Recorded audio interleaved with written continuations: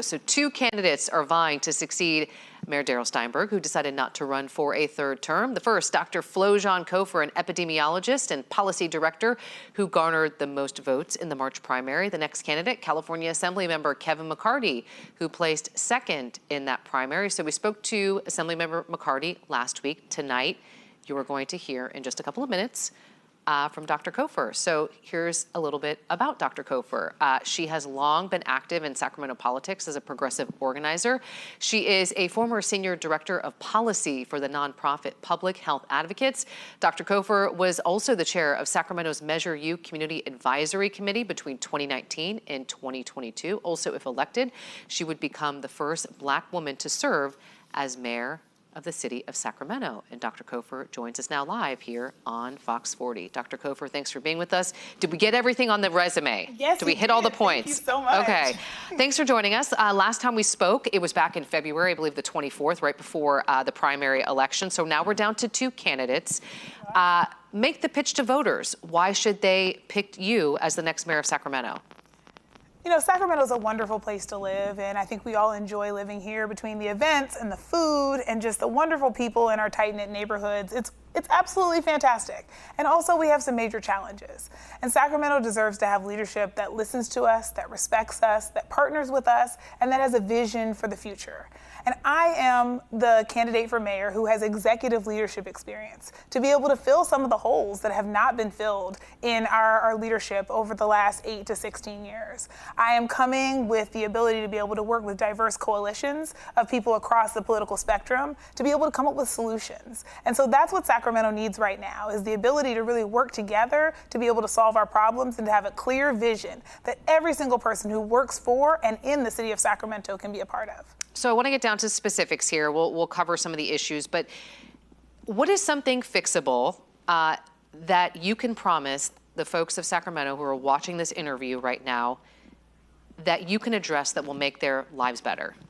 Yeah, well, first and foremost, I think we all have experienced the frustration of not knowing what's going on in the city of Sacramento. It's not particularly transparent. And so I want to change that. I want to make sure that before we make decisions as a city, that we are listening to the residents here, our neighborhood associations, our nonprofits, our community coalitions. And we can do that by making sure that we let you know what we're thinking about doing up front. It's a process very similar to what we do at the state legislature, introducing our policies, organizing them by topic, and making sure you know what's coming more than 5 days before it's going to be voted on. So when you are out canvassing and you're knocking on doors, is transparency something that voters are telling you is an issue for them? Voters are constantly saying that they don't feel like they have a voice, that when they do speak up, they don't feel like they've been heard or respected. And this is especially important for those who are taking the next step and have served on our coalitions, our boards, committees, and our commissions. And they are there with a robust expertise and experience, and yet are often being sidelined and overlooked on some of the city's most important decisions. Okay, so let's talk about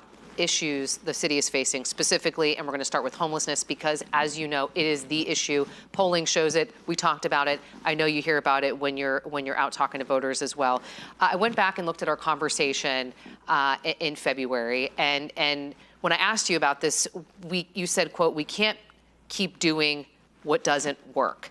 And also, I had your opponent on last week, and the topic of camping in parks came up. And he said that was something at one point you said you were for, allowing homeless people to camp in our city parks. There was an interview you did with the Sacramento Observer in October of last year, and I have it right here. And the quote was, you were asked about a lot of the money for affordable housing, and what you would like to do in terms of addressing this issue. And you said, the first thing I'd like to see us do is to be able to establish safe ground all around the city. We have parks that are underutilized, that already have hookups, but we need a place for people to be able to go immediately who are experiencing homelessness or experiencing challenges where they can be safe and where services can be provided. So set the record straight here. Are you for camping in parks around Sacramento? What is your position? Yes. As a public health professional, you know, I am the candidate who is best positioned to be able to reduce our homelessness population during my first term. And unfortunately, my opponent, you know, has been in office for 20 years, and I'm sure he means well, but his leadership has failed us. And what's most disappointing is that he's lying to the voters, breaking their trust by misrepresenting my homelessness plan. So I want to be very clear. I have never suggested that people should be sleeping on our streets or in the parks that we love, or on our doorsteps. That's a lie being spread by my opponent. My plan is to make sure that people have a place to go right now, and so we can get them on a path to permanent housing. And see, we are at the stage of this crisis where we should be looking at every available empty lot in the city as a possibility for safe rest villages, because that allows us to be able to have electricity and water hookups so that people can shower and can use the bathroom and can charge their cell phones, and also be triaged into long-term services. We should be partnering with street medicine to make sure that we have trusted medical professionals who can help people get the services they need and get on that path to permanent supportive housing. Because some of the people that we're talking about who are cycling in and out of our emergency rooms, our jails, and our 911 calls are costing us $1 million per person every year, forever, with no solution in sight. And we can do better than that.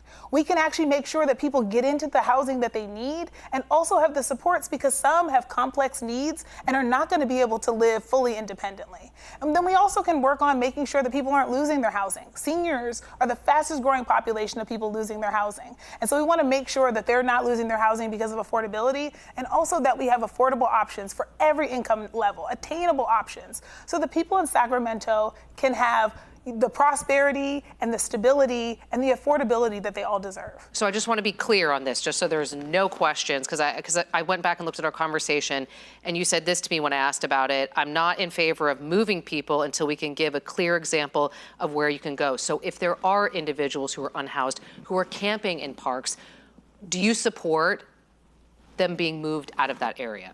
I support, first and foremost, us answering the question that our leadership has failed to answer, which is, where can people go? We only have one safe ground site available right now. But if there isn't a place for them to go, should they be allowed That's to camp our job. there? Our job right now is to make sure that we have a place for them to go. But if they don't right now, it sounds like if there's a park is where the only place they can be. There are other places that we can move people. We have city-owned empty lots. Why would we not use them? And so use city-owned empty lots instead of, because when folks at home hear camping in parks, they think, we're going to have tents in Land Park. No, first of all, I have made sure that I have emphasized repeatedly empty lots. Okay. We have empty lots everywhere, and people can go there. I have never proposed that we have people sleeping on the streets, in the parks that you love, or on your doorsteps. And that's actually happened to me a few times recently. And so I want to make sure I'm very clear. I want to make sure we have places for people to go, and the city owns properties that should be available for that also don't have to create blight for our community, and can be great places for people to be able to go and where we can find them. Something we did successfully during the pandemic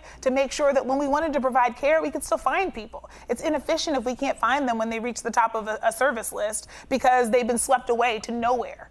It's not, all it does is mean that we're moving them from your house to your house to your house to your house, and we keep spending money inefficiently. I want to spend money on things that work. And speaking of money, the city of Sacramento was awarded a grant by the state last week, $18 million. I wonder what you think of Mayor Steinberg's announcement on how that money will be used. How would, first comment on that, and then the follow-up would be, how would you use that money if you were mayor? Yeah, I want to make sure that we have places for people to go. That is priority number one. Because again, we have people every day, because our shelters are full, that are in places they can't stay permanently. And I want to make sure that we have places for them to go.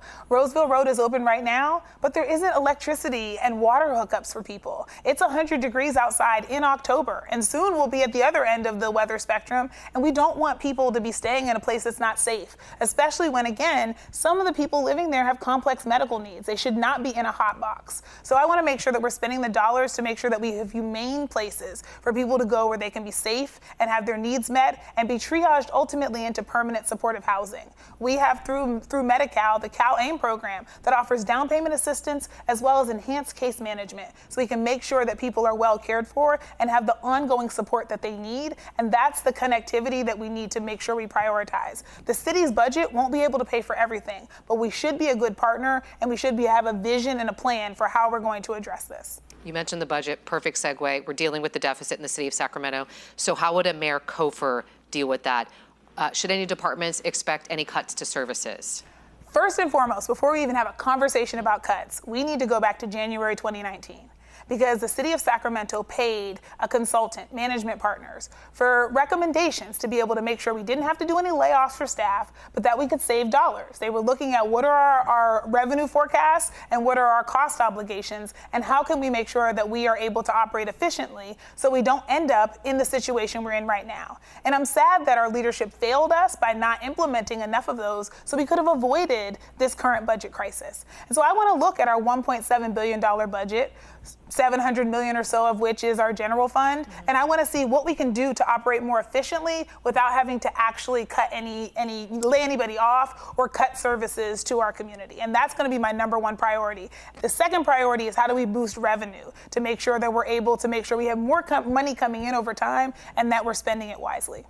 We're running out of time here, but I want to get your comment on the economy in Sacramento. It seems like every day we're seeing more businesses close. Inc. in Midtown. We're seeing University Art close, which is an institution here. My favorite place to get Yeah, and I art believe supplies. it's the only locally owned art store. I hope I'm getting that statistic right. If I'm not, I know someone will correct me, and feel free to.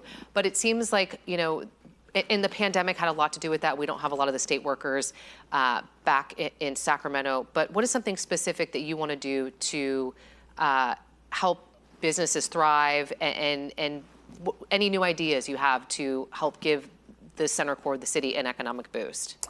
I'm super supportive of Sac State's, proposal to be able to move a residential campus downtown, because it would solve a long-standing problem in downtown, which is that at 3 o'clock, when all the state workers begin to leave, businesses start to have to close up shop because they don't have a clientele. And the more people we have living downtown, the better we are in terms of being able to do that. And the great thing about young people is they don't wake up until 2, so there's your second shift of people who are out looking for coffee and wanting to do wonderful things downtown. And so I think it's a great opportunity. It only requires 2 signatures from the Department of General Services to approve. And so we can do this without having to go through the legislature and make it this long, arduous process. And so I'm really supportive of that. I'm also supportive of making sure that the city is really partnering to make sure that we are the best possible partner to our businesses. That when you apply for permits or when you're trying to do any sort of renovations, that we're there to make sure that this takes as little time as possible and the process is as efficient as possible. I know where my pizza is when I deliver it, from when it goes into the oven, et cetera. But sometimes when you apply for things with the city, it's kind of going into a black hole and you don't know where things are in the process and how long it's going to take.